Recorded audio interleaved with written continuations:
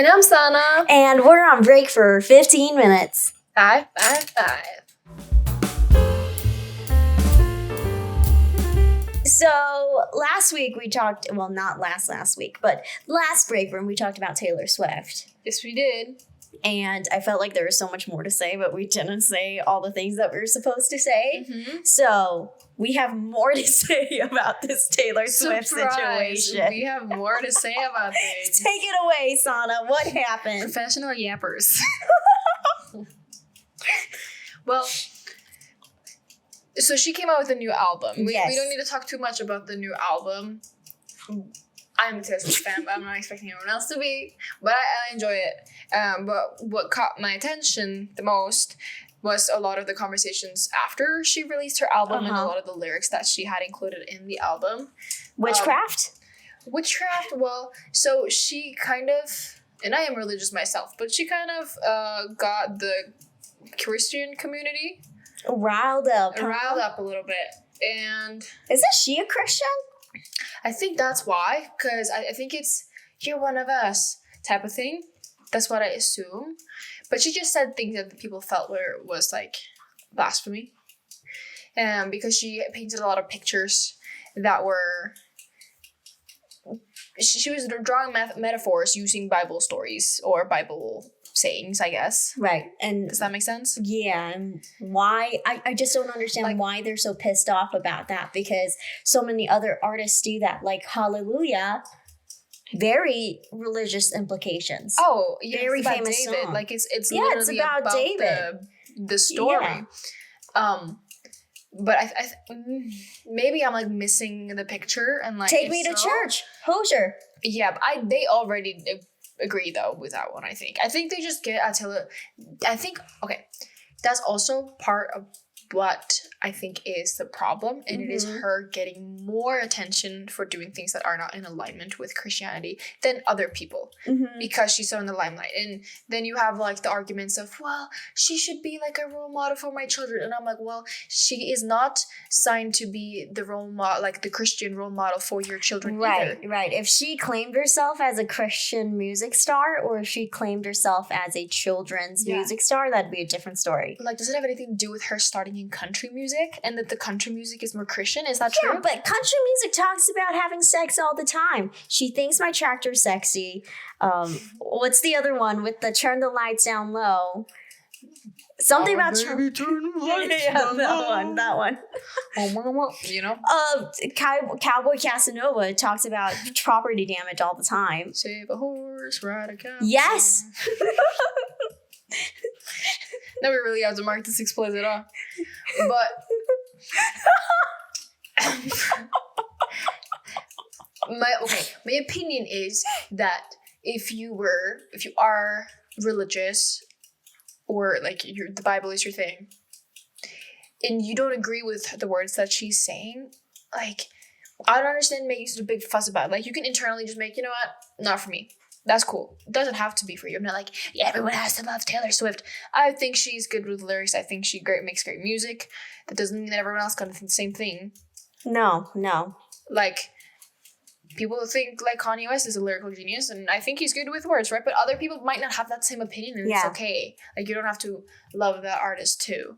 I think just generalizing someone is a bad influence based off of one song is problematic, especially because if other artists are doing the same thing and you're not criticizing these other artists, it makes it seem like blasphemy or very hypocritical. Exactly. If you're listening to one artist who does the same thing and you have no problem with it, just because she's Taylor Swift, now you have a problem with it. Exactly. And that's partially also why she has written the song, The Man, where she tries to paint a picture on if she was a man or if she was this other persona, she would be judged differently. And it would be like power moves and everything, but for her, she's bossy and she's all this and that, rather than seeing her for what she's doing. Right.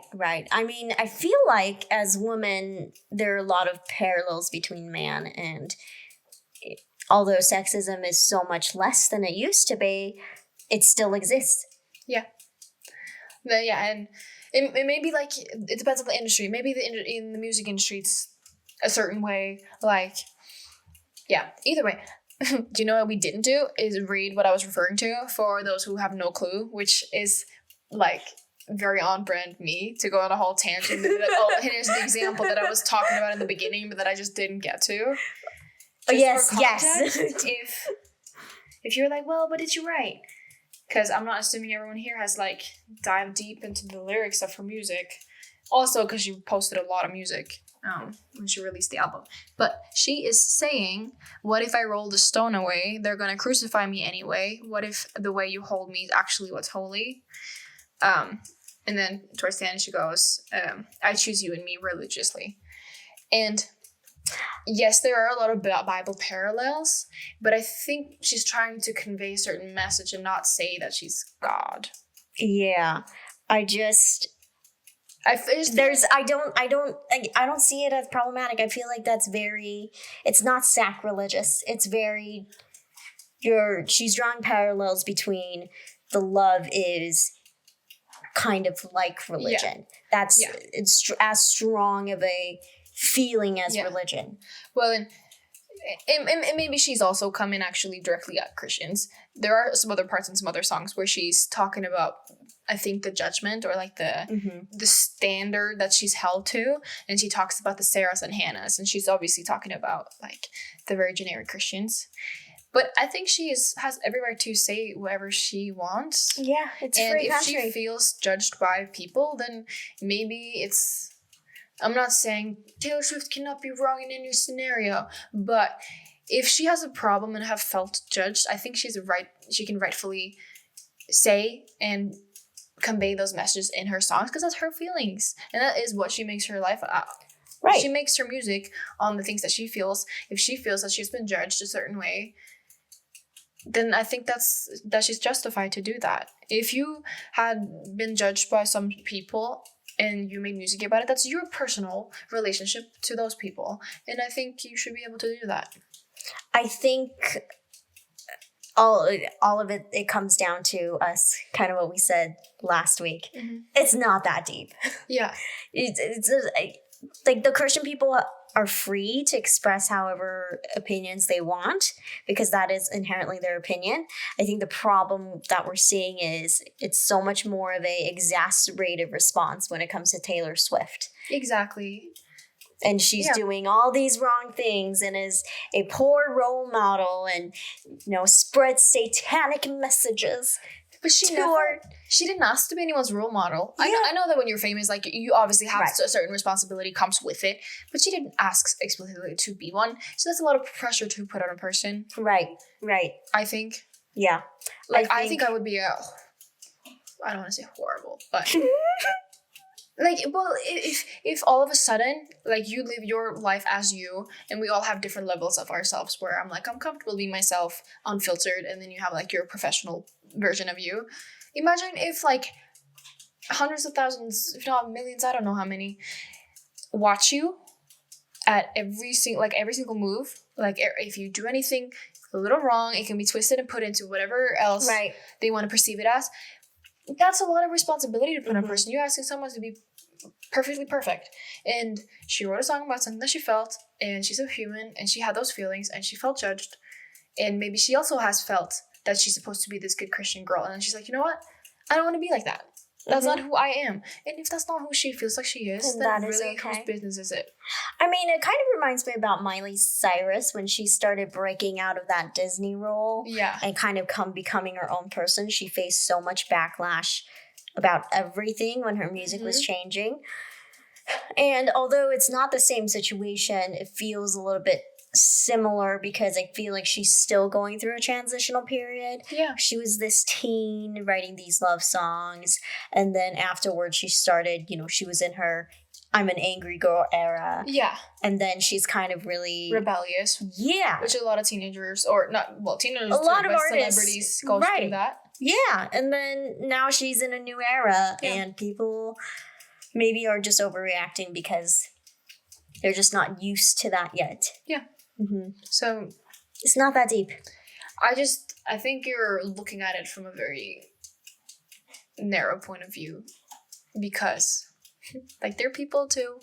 Not every single thing they're going to, like, maybe she chooses in 10 years, she's like, you know what, I want to be a Christian, and I'm so sorry for those things that I said. I didn't mean it like that. I just felt those things at the time. Like, whatever. Right. Like, I just think we need to be a little more understanding of... Yes, it's art. It's art. You don't have to agree with it. But it's an expression. And, like, deeming it as which the person did. Like, people have been saying, like, she's into witchcraft and stuff. Or that she is witchcraft. I saw some people make a video that said that when they threw out all of the Taylor Swift stuff, there was a lot more peace at home. Which, you know, what I have said this whole episode goes both ways, but it's just like, I think you're dragging it way out of proportion. Yeah. She's just a person. Yeah. Taylor Swift, witchcraft. Oh, that's what I was going to say. Speaking of witchcraft, I saw a comment on the, I don't remember where I saw it, but someone was saying, I'm a witch, and I don't know what the fuck they're talking about when they say Taylor Swift and witchcraft. Yeah, I don't get it either. Someone was just saying that there was like some like evil stuff with her merch. That it had like bad energy. Wow. I wanted, back to kind of what I said last time, I want to see how these people who complain about all this stuff, how they live their lives. Because it's highly likely that these are hypocritical people.